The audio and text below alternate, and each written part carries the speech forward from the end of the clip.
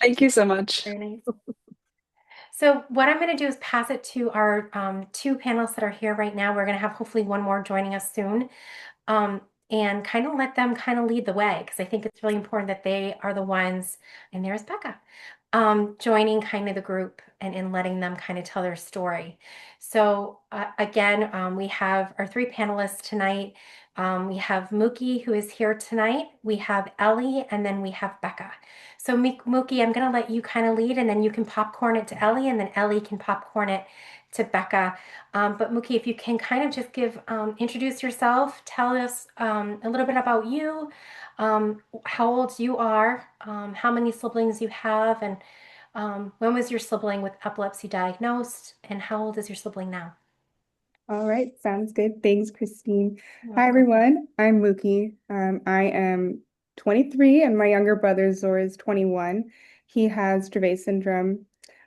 So I'm sure many of you folks know that journey and what that can look like, but he was diagnosed when he was quite young. We started noticing, or I guess rather, my folks started noticing what I guess spasms he was having as a child or infant, and we didn't really realize for a while that those were in fact seizures. We just thought he was falling asleep really well and really quickly, which is a blessing in a baby, but in disguise, not quite. And after about what my mom has said, 8 or 10 years of going through doctors, we finally got the genetic test, and Zor was diagnosed with Dravet. And from there, he's been on about 2 or 3 different kinds of medications at a time. He's tried many different meds that are different kinds of studies and trials. So he's often kind of a guinea pig um, with these kinds of combinations of meds and whatnot. And that obviously impacts his appetite, his sleep, his aggression, and everything in between. So it's a journey for us all, and it's a very inspiring journey because I know that we aren't alone and we have a big community out here to support us all. So very grateful to be here and to be building that community.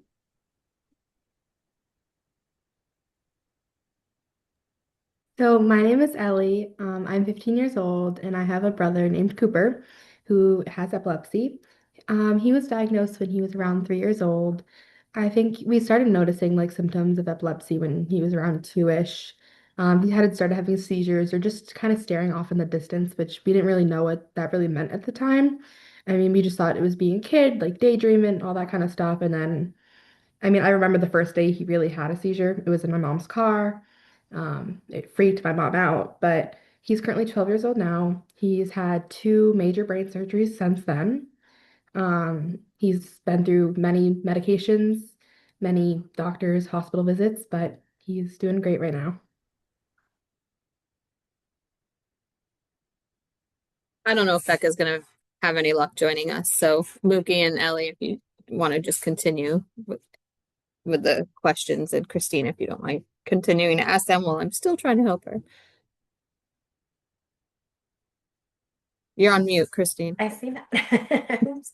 I don't know if you want to just kind of give a little bit of background about Becca, in her as a sibling, Amy, and are you able to talk for her a little bit? So, Yeah, she said she was on her iPad. She wasn't able to get in. So she used her phone, but now she can't get the camera on. It keeps shutting off.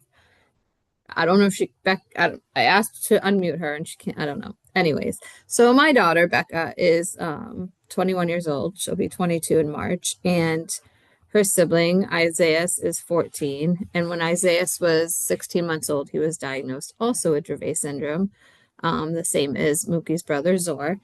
Um,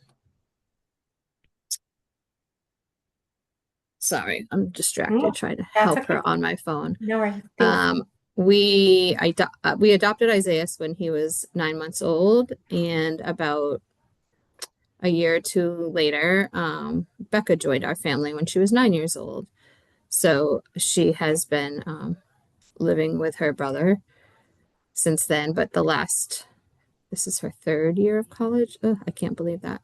So she's been going to Salem State and she comes home on and off. But she was also Isaiah's PCA while she was at home with us, and that helped me out a lot. Awesome. Thanks so much, Amy, for introducing Becca. Um, kind of popcorn questions back to Mookie and Ellie, and please, you guys can, answer and unmute yourselves to answer questions back and forth. But the early days, what was the most difficult part about learning about your sibling having an epilepsy diagnosis? So those early days of the diagnosis, what was the hardest parts that you found kind of riding that early journey and that early diagnosis and kind of learning about the diagnosis? I think the hardest thing is at the beginning, just accepting the fact that you have a sibling who has very different needs than most of your friends' siblings, and that your relationship with your sibling will not be how you see with your friends most of the time.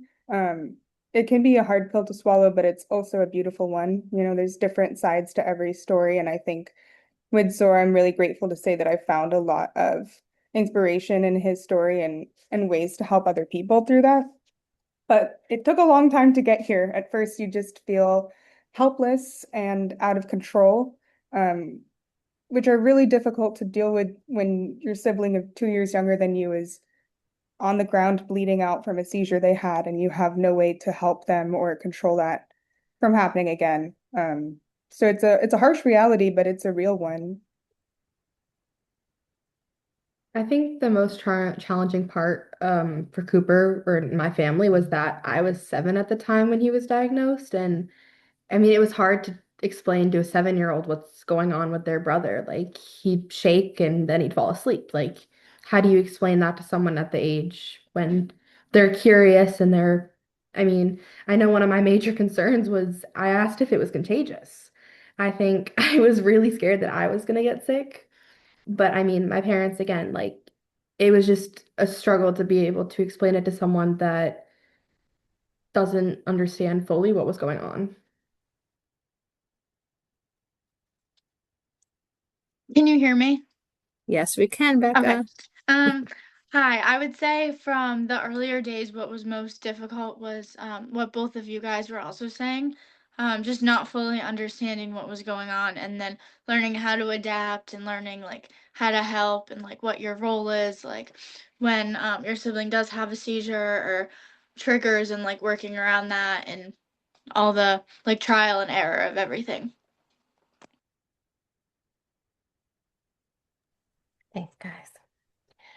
Other questions is, were there any resources or books or websites that your parents or your loved ones kind of helped you or pointed you to that helped kind of guide you and understand it a little better? With that, I know for us, there was a book that we had read to our daughter and our older daughter and kind of have her understand it a little bit more. But was there anything that you found that was helpful for you that your families kind of helped give you that helped kind of explain things a little bit better for you? Or is there a group or something that you leaned on that helped kind of guide you through this? I don't have much to say here because, to be honest, no. I think, well, my mom's a single mom and she's got to focus on Zor, and that's okay. And it wasn't really in her radar to find resources like that for me. I think I've learned a lot as a sibling on how, if I have kids and if they have similar needs, what I would do for both parties. But at the end of the day, I trust and I know my mom is doing what she can with the resources she has. And I'm glad that now that I've left the nest, that I've been able to find those resources on my own as well. For me, my parents started me in counseling, and I mean, I would spend most of my time talking about my brother because, again, like I didn't really understand what was going on. I mean, at the time, he was also going through brain surgery, so they wanted me to have a safe place to talk about what was going on because, I mean, my brother doesn't remember at all what happened during the surgeries or that moment of time, but I remember every second of it. I remember him going in, coming home, and then getting sick one day, like after the surgery, and then having to go back. Like I just I needed somewhere to talk and express myself.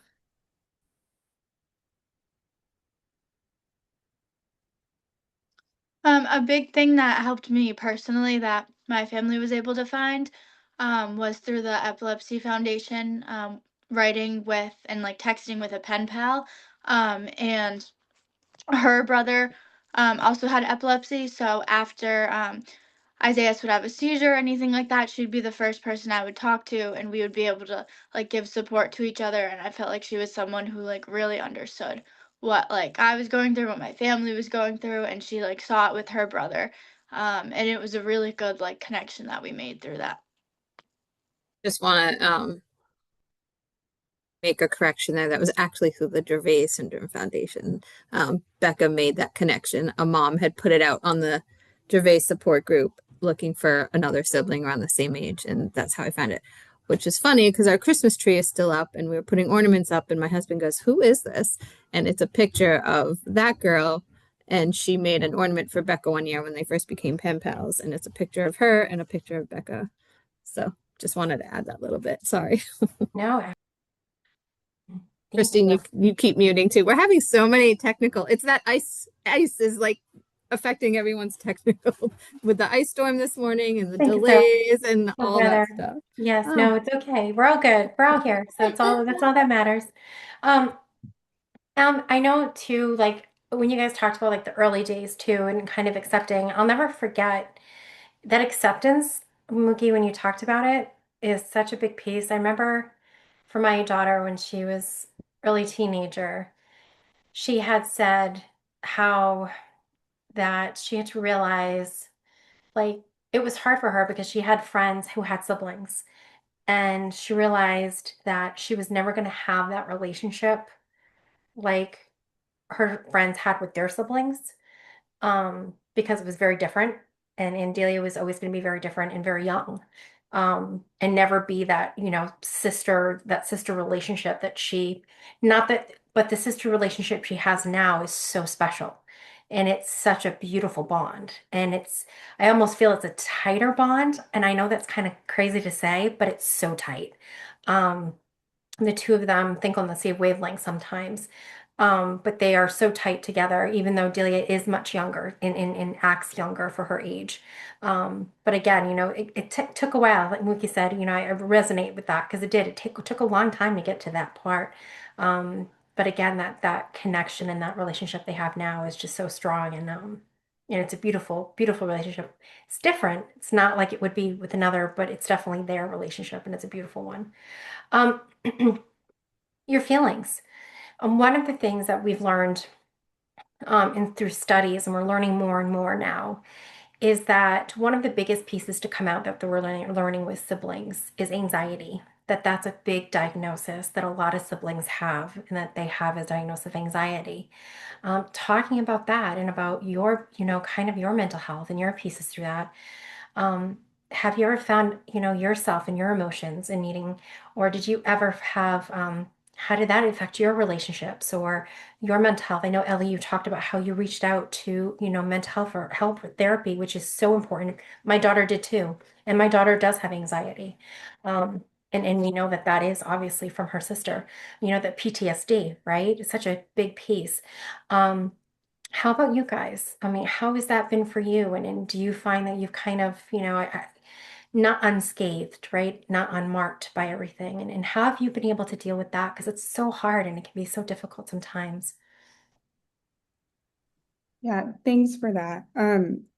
I agree. It's a very all-encompassing impact, to say the least. And I don't know what I can distinguish from my experience with having a sibling with epilepsy, from my experience being the daughter of two immigrants, from being the firstborn daughter, blah, blah, blah, blah, blah. Right. There's so many different reasons that could impact my mental health outcomes. And to be honest, it hasn't been an easy journey.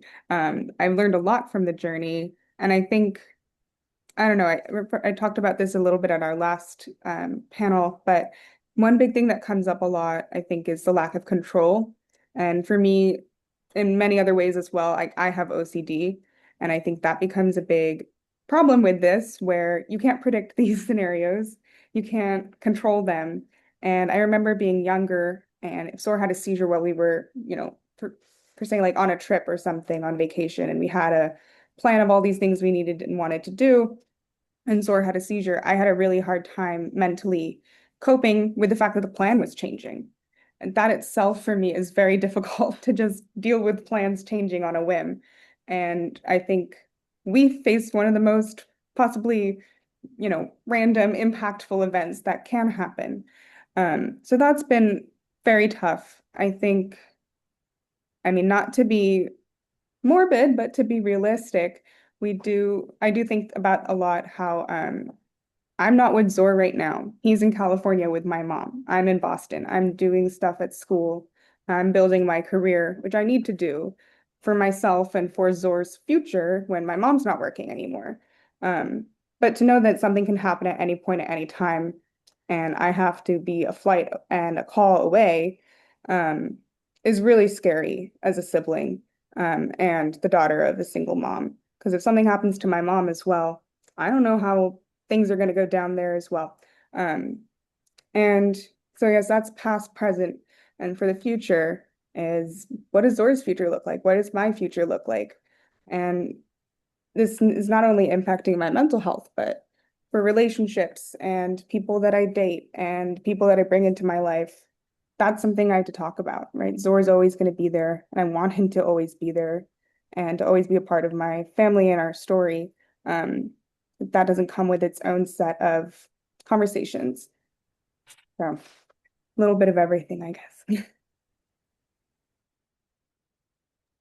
I think going back to like talking about the counseling, I was diagnosed with anxiety right when I was 7 years old, right when everything started happening.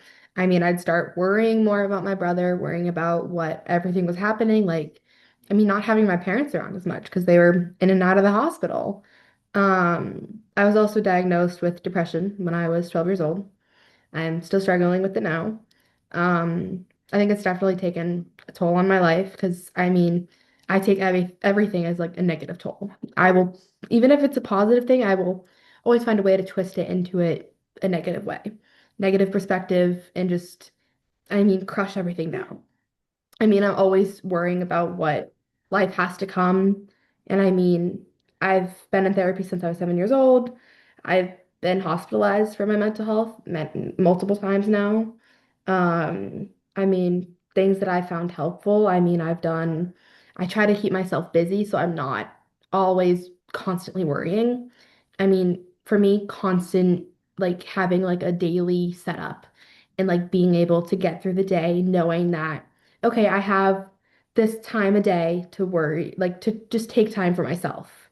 I mean, I swim like 4 hours a day now. I mean, I'm on the high school team, I'm on a club team. I try to keep myself busy and keep myself occupied. I mean, and when I have an off day, I mean, I know during like the spring, I volunteer. I volunteered as a coach for the Special Olympics this year. So it's just for me personally, with everything that goes on in my life, I have to keep myself moving every day, even though it was a struggle just to get out of bed.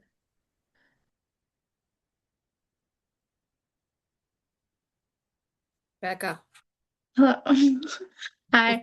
Um, I agree. I've definitely had more feelings of increased anxiety since being younger and everything like that. A big thing too is I feel like not like having more responsibility and then worrying about that and making sure like you're doing as much as you can and everything like that, and then also not always like knowing what the plan is, like what Mookie said. That's a really good point.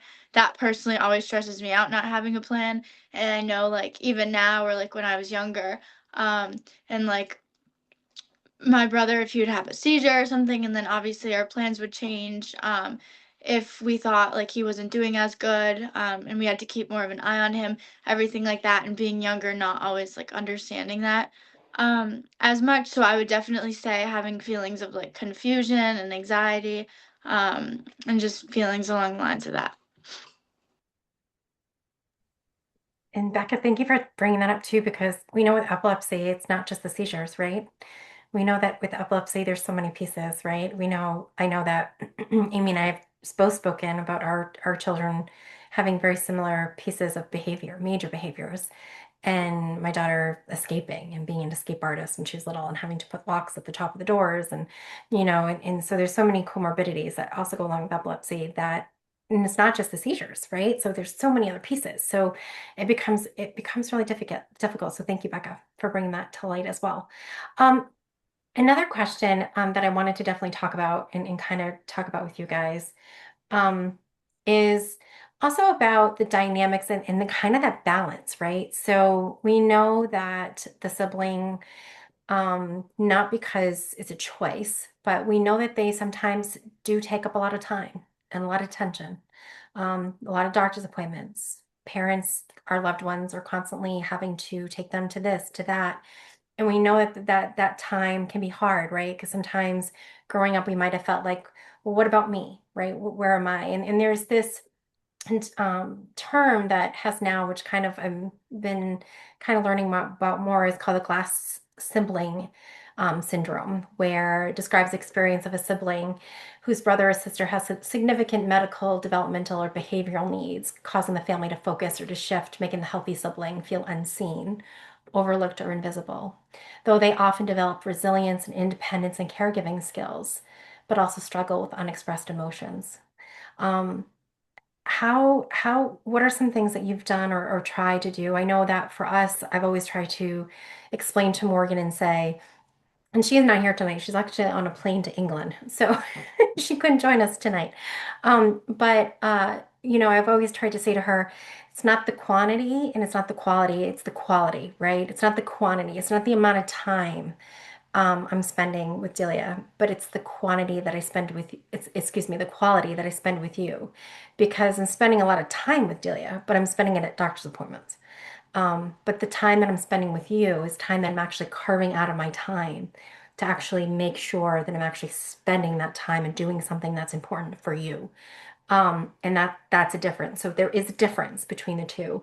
But it can be hard still. And kind of, would you mind sharing about that growing up, or and how did you ever feel that way? And what did your family or what did you do to try to help kind of negate that or help with that? Because this term, the glass sibling syndrome, is something that's definitely talked about more now. And I'd love for you to share about that.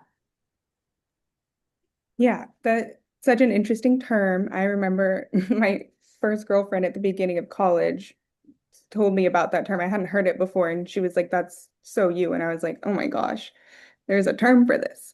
Um, so glad that you're bringing that up.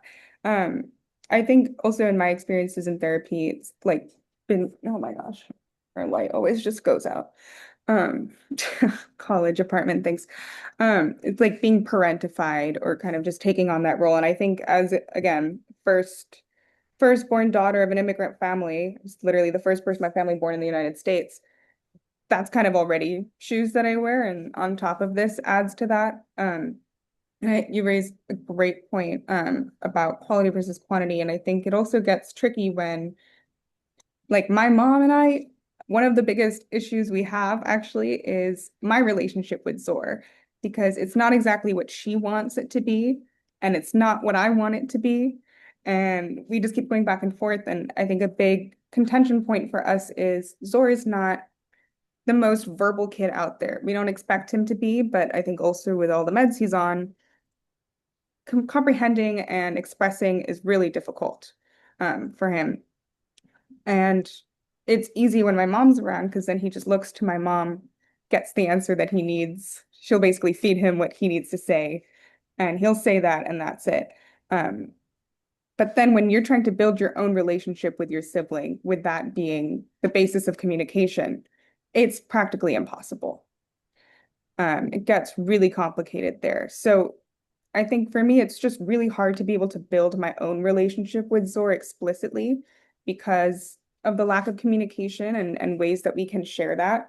And I've tried to find ways as a sibling to mitigate that by, like, every time I visit, we'll go for, I'll take him for boba.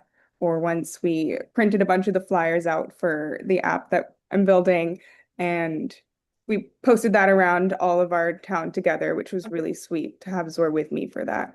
So there's little ways that we can do it, but it's never perfect. It's never what I want it to be. And I think it's always going to be that way with siblings and parents, no matter what. So it's just a part of our journey there. But it's surely complicated. For my family, my parents, I mean, they all spent Christmas in the hospital one year, which was awful for my brother at the age because he was not he was beyond mad because he was like, "What? Santa's not going to come to the hospital?" Like he was just really scared about that. Thankfully, he got to come home like Christmas Eve that night. Very thankful for that. But I mean, my parents always tried to have at least one person at the hospital and then one parent with me. So like just make it so that I'm not by myself, but just I'm still with that parent. I'm still having that connection. But I mean, it was definitely hard when my brother was younger to build that connection with him too, because he was in the doctors, he was in the hospitals, like it was back and forth. And I mean, when he was little, again, he didn't really know how to talk as much. I mean, yes, that's usually what little kids, but it took him longer to talk than the normal like child, but that's just how it was with him, and I just had to adapt to that. But I also got to the point where he would look at me and I'd speak for him. Like I understood what he needed. And it just that's kind of how we grew off each other. And we support each other that way. And I mean, he'd be upset and I'd be able to tell my mom what he needs.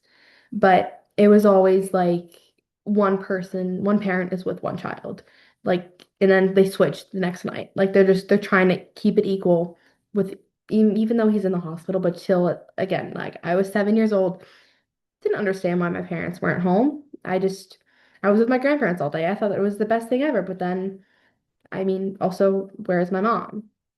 Why is she not home? Like I'd be then questioning that and then, they'd have to switch out parents and then I'd have to spend like it was rough because I never understood really what was going on.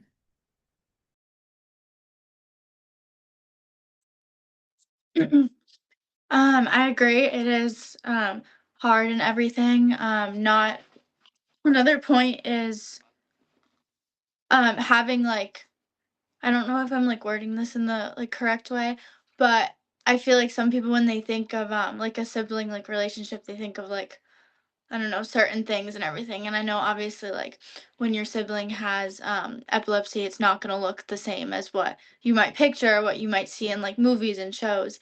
And that's like obviously going to be special and different in its own way. And a good example of that is like sometimes like if I want like if I'm home and like I want to take my brother out, like obviously that's not always possible because there's a lot of behavioral issues and there's like triggers and everything. And sometimes you just can't do that. But in the past, like when I've been home and like occasionally, I think like towards the end of high school, I had taken him to like a store near the house and he calls it the chip store because there's a bunch of chips there. And it's not like going into the store with like your friend or something. It's like you're obviously like taking care of them when you're there. And sometimes there's like a little outburst or something like that and we'll like handle it. Um, but it's not like what I'm trying to get across is like it's gonna look different and it's gonna be like different experiences, but they're like still gonna be ours experiences, and then I'm still like always gonna have those memories with him and everything, and they might look different but they mean like the same. I love this. Thank you so much for sharing that. So we've talked about a lot so far about kind of the struggles and the impact and kind of, I wouldn't say negative, but kind of in a very impactful way. Let's take that and twist that a little bit and turn it now on a different side. Let's talk about the positive. Looking at what are the things that you can think of positively that has helped you grow, has changed you in a positive way? I know, speaking from personal experience, I know that it has made my daughter extremely compassionate, has taught her things, has made her mature obviously faster than some of her friends, but it's definitely made her look at the world a very different place. Makes her not ignore people with disabilities. They're not invisible to her. She says hello to them, to those individuals. She does not ignore them or doesn't know or stares or doesn't know how to talk to them or what to say. She knows exactly. And that actually led to her career choice. She's a nurse and she went into nursing because of her sister. So, would you mind sharing the positives? What are some things that you found that actually kind of either did it change a career choice or I know Mookie, it's definitely done some things for you.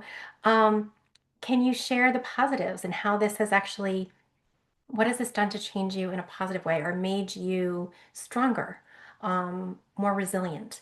all those kind of things. Looking at the world in a different way, right? We look at the world so differently, right? Don't look at the little things, right? The little things don't get to us. We look at the bigger pieces, right, every day. Um, please share. That is beautiful. Made me a little emotional.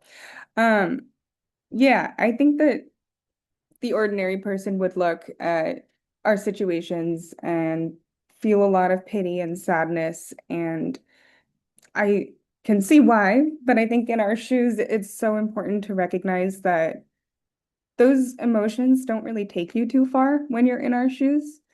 And there's so many more things that we can do. I mean, this is a reality for people. If it's not Zor, it's someone else.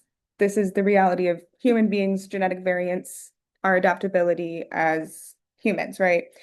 And I am so grateful to Zor because with him and his journey, I've been able to find my life passion and to find, the thing that people will trek through mountains in Nepal to find themselves. I was given to it as my brother, as a gift. And that's just so incredible and beautiful. And as I was in high school, I relate to you in many things and how you were feeling. And I said, okay, if I have the opportunity to do something and learn something, and I have this lived experience that I have, 16 years of coming into college, I should use this for something. And if it's not just for Zor, maybe it's for someone else in similar shoes. So when I got to college, I chose Northeastern because I knew I'd be able to do kind of my own thing while I'm here. So I started a company called Zor, named after my brother, where we're hoping to find a way to predict seizures non-invasively, much like how dogs can. So we're sponsoring research and getting research going in that world. And in the meantime, we're really focusing on finding or developing an app that will help with self-management because we realized Zor's not the only one who's got his notes app with all his seizures and med changes. And actually, it's my mom who has that, right? I learned through a lot of customer discovery that most people with epilepsy don't really have a centralized system to put together multimodal data in one place, from your Apple Watch to your seizure diary to your medication changes. So I spent the last year building an app out for that, which will hopefully come out soon. So follow us at Zor if you want to hear more. But for me, it's just really important. Like, I named the company after my brother, that everything we do is patient-centered. So every time I talk about the company, I'm not just talking about the company entity. I am really talking about Zor and people in his shoes and the families and caregivers that support these folks. So it's only sad if you recognize that this is a special situation, and it's not. There are many people that have situations same as ours, similar as ours, worse, better, whatever it is. So this is just one way to deal with the, you know, hand of cards you've been dealt. And why not try to make it into something as positive as you can, is kind of how I've tried to take things. With my brother, I think I matured much faster than the kids around me, which I've never looked at that as a negative way. I've always been kind of one step ahead of everyone because I took on that role of like mother hen. That's what my friends used to call me when I was younger. Like they'd call me mother hen, and I'd not parent them, but I'd be there, like I'd understand them. And I think with that, I did a lot of volunteer work, which definitely helped with my family and stuff. Like I volunteered at the epilepsy walk one year, in eighth grade. And in eighth grade, I had my entire school get seizure certified with Christine and Amy. I also presented the My Friend Maddie book to to K through three, which was very exciting. They loved that book. Um, I mean, with this stuff, I've grown with people around me. I've learned to make more connections.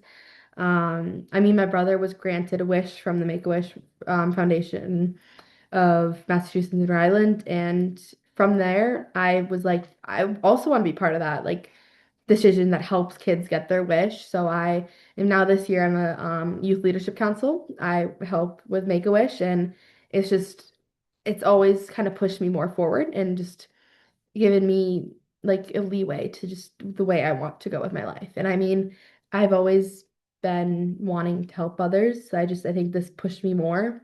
I mean, I used to be really awkward when I was young. Like I never speak up. I would kind of keep to myself, but it's definitely taught me to be outgoing and just be myself and just try my best.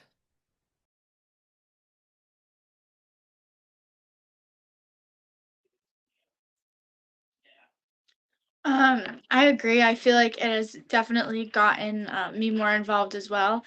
Um, when I was younger, I had hosted two Dravet syndrome awareness walks. And I feel like that's something that I did, obviously based on our situation. And that like led to connections and trying to get like the community together and everything. And then I had also wanted to be a doctor when I was younger because I wanted to like cure what my brother had, but then I found out that I am scared of blood and all that stuff. Um, so that didn't happen. But now that I'm in college, I'm still trying to figure out exactly what I want to do, but I'm like kind of veering towards more down the path of special education. Um, and I feel like that definitely has to do with my brother, and it's like definitely made me more compassionate as well. Cause now, like in public, if it just like opens your eyes a little bit more to be like more aware, and how like if someone's like freaking out and there's a kid yelling, it's not always because they're misbehaved. Sometimes it's like you never know like what's going on like behind the scenes. And just like I would say that for the most part. Awesome. Thank you, Becca. So at this point, I'm going to open up the floor to questions. And then also Mookie and Ellie and Becca, if there's anything else that you want to share that we haven't hit it upon and or I haven't asked, please do. But I also want to open up to questions for our three wonderful ladies tonight, and questions that you guys may have. And Amy is being so wonderful and putting the links for Mookie's app and information so that you can follow her. So please do. Exciting stuff coming down the line. So very excited about that. So any questions that you can ask, please, right now the floor is open. Um, Yeah, I would love to know the ways that like growing up as a sibling of someone with epilepsy, how that affected like I guess like you when you were making like friendships growing up or like getting like relationships like with other people in general and how like I guess like the yeah, any impact you might be able to see from that. I've always been blessed to have very kind people in my life. So with my friends, I think it's more of this is what happens. This is what we do if, we're alone home with Zor and he has a seizure. Um, Kind of like a protocol. But I don't think most of them knew before kind of what to do if they witness a seizure. So it definitely feels good to be spreading education within our communities about that. In regards to dating, um, it's it's complicated. I don't think it's like the easiest thing to explain to partners. And if you're building like a long-term relationship, it's something everyone has to consider and think deeply about. And I think my mom, being a single mom, she doesn't necessarily date much because she feels set and happy with the companionship she has with my brother. And I think that's fantastic. I don't know if that's healthy, but that's our reality. Um, so take what you will with that. But for her, she's, in her late 50s looking, if she's dating or whatever, if she was, I think it's difficult to find someone of that age that's willing to take in an adult who you have to take care of for the rest of the foreseeable future. It's not something most adults of the age that are single have financially, mentally, emotionally prepared for. So it definitely impacts my mom a lot, currently more than myself. Um, yeah.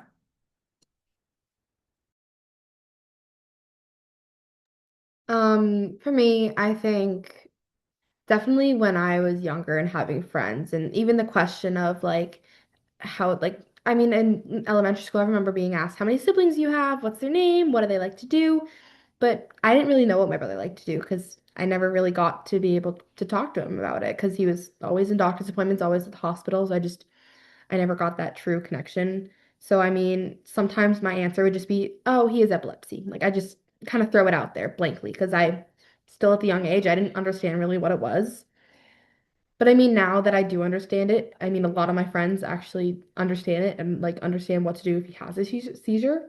But he's also with the way he is now, his seizures aren't visible. So he has them like there's no physical reaction to it, which is also really scary because he's having them when we don't really know he's having them, which is also more difficult now because it's we don't know how to help him. And I think that's definitely been a toll with my friendships because it's like he'll stare off in the distance sometimes and we're like, is this a seizure or is he just daydreaming? Because we never know. And I think my friends have pointed it out before and like kind of snapped him out of it. But it's them also trying to learn how to adjust to it with being my friend, with being in my house, like how to interact with him. Like he doesn't have like anger issues or like interaction issues, but it's definitely something like being around other people that just it's different. Like they kind of treat him differently because of epilepsy, but it's like I don't need you to do that for him. Like I just need you just to be friendly. Like there's no need to treat him differently.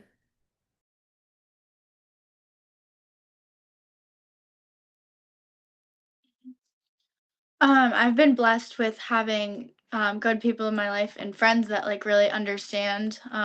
But like you had just said, Ellie, they like didn't always know it like before. So that's something that like all my friends have learned. Like even the ones who haven't been over my house, they like I've explained to them like my brother's like seizures and if they were ever to like be like with him or we were all together, like what it would look like. And that's definitely been like an educational part because especially like when I was younger and I'd have friends go over, which usually we wouldn't always go to my house, but when we were, that would always be a point. Like I would say it before they walked in, and then my mom would say it, just so they like really understood. And I do think that was a really good like point of education because then they'll know like everyone's gonna know that for the future now, like not just with my brother but maybe like out in public or any situations like that. And I think another thing is just like they can still like have relationships like with him and everything too, like if since being at college if I'm on the phone um with my brother and then I'll like my friends will say hi to him, like they'll talk to him about what he's doing, and everything like that. So I think it's important to have like the right people in your life that are gonna like understand that and want to learn and just be there. I just want to add to what Becca said. Like I when she was younger, I would always inform the parents um, before they were planning on having their children come over and let them know about Isaiah's epilepsy and the potential that he could possibly have a seizure when they were there. And then just processing it with them. I think only one of her friends was over when he had a seizure at one time, and he was actually going to be a nursing student. And it's kind of funny because we moved away, and Becca hadn't talked to him in a while. And the last time we were in the hospital, a phlebotomist came up, and it happened to be this particular friend of hers, and he did amazing. And Isaiah absolutely loved him. He did a great job. Um, but the processing part too, like we made sure we talked to him about it afterwards, answered any questions for him because it's scary and you don't want them to. I would also, if when they were younger, if he had one in front of her friends, I would also tell the parents. But I think that's the only time it happened, right? Was when he was over. But just, that processing. And Christine and I tell that when we do our trainings, we tell, especially with teachers or whatever, we're like, make sure you take the time to process what you saw with your students, with each other, because that's important too. And Mookie brought up something good too about the relationship. So Morgan's engaged, and one of the first things she told when she started dating this person, she said, "Look, my sister and I are a package deal." And she said, if you can't handle that, because my older daughter had already come to my husband and I and said, if anything happens to you, I want to be the person that takes care of her.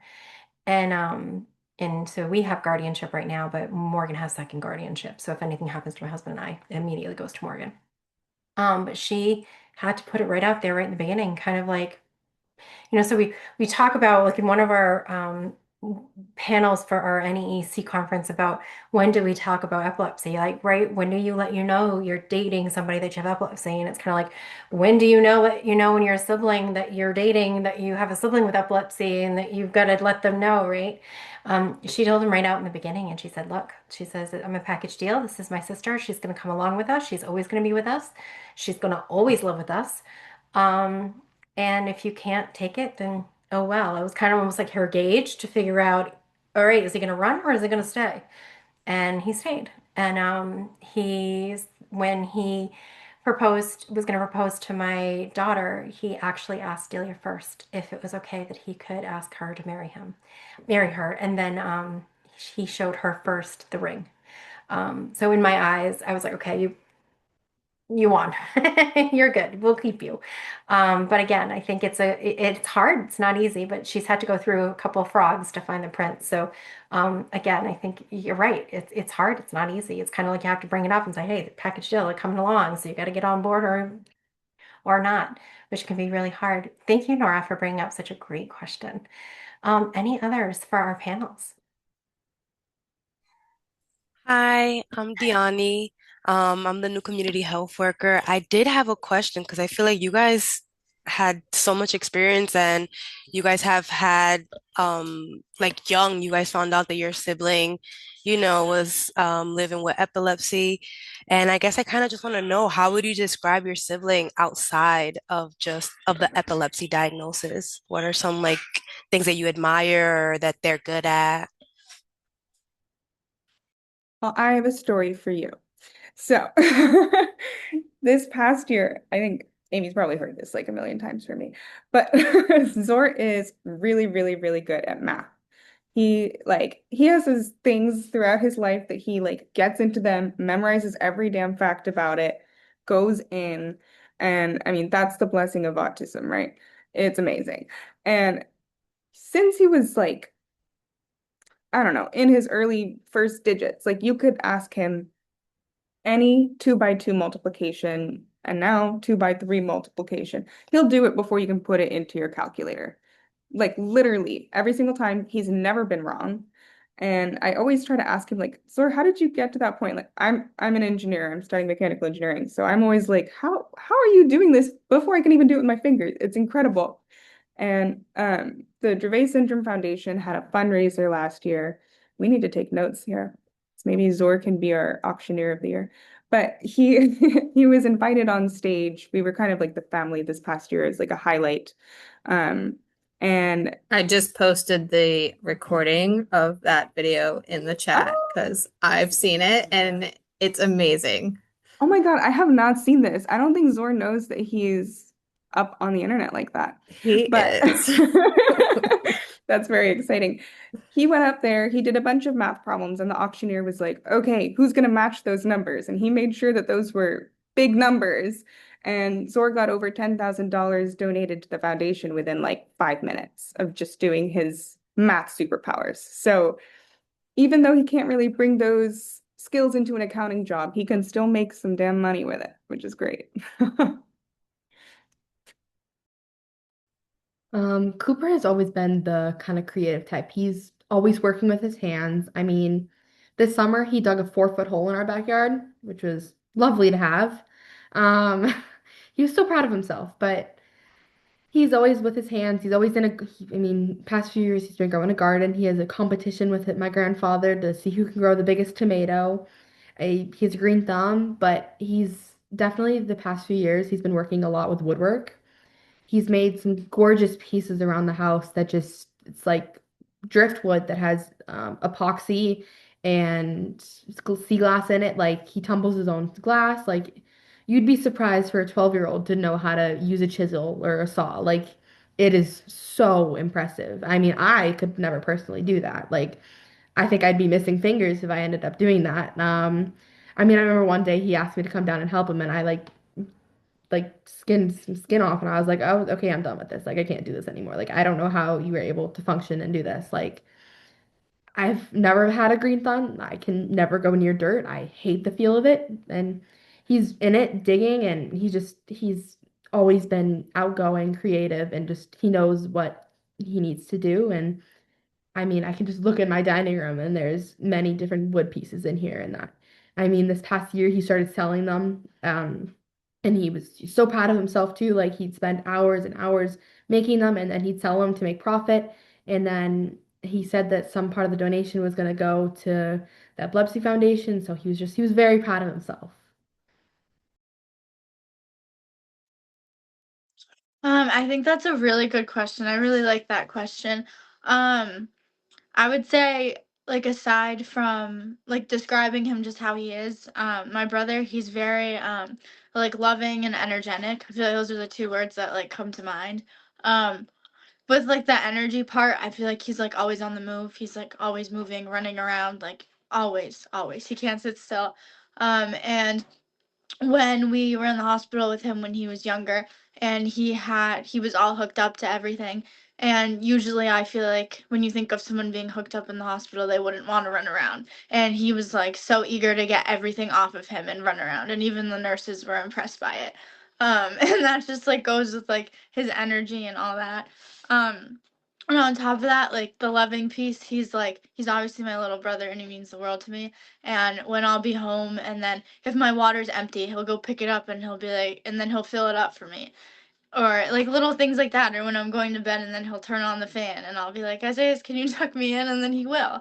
Like just things like that that are really sweet. And another really good talent he has is puzzles. Like I'm so bad at puzzles, and if we're doing one, I'll be on the first piece and then he'll be like halfway done. And then he'll be like, "Have you like are you even trying?" Like be like, "Becca, you're not doing anything." And I'll be like, "No, I am. I just can't do it." But yeah, lots of talents and qualities and everything like that. So I really like that question. He's also a way better driver than Becca. Not Okay, legally, but that's debatable. It was one time I went through a red light. not legally, but yeah. What a great question. Thank you so much. We have just a few more minutes left. Does anybody have a last question? Wrap it up.